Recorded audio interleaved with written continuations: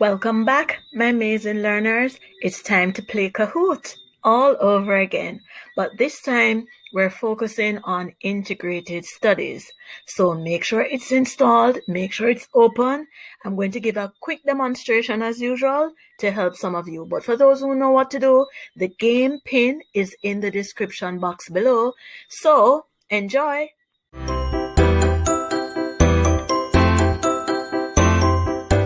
Okay, you know the drill.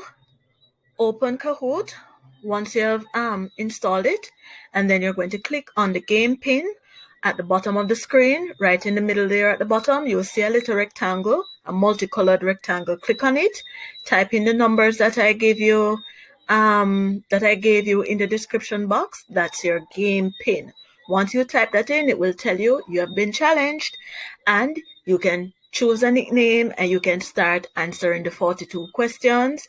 It's all from the past paper that was done in June 2021 by grade 3 students. Okay, so I hope that you learned something from this. When I have time, I will try to put out a video that explains how to get the answers and all of that. But this is just to get you started. If you can't use this information, feel free to forward it to somebody who can use it. Please remember to like, share, comment, and subscribe. Take care until the next video. Okay, you know the drill.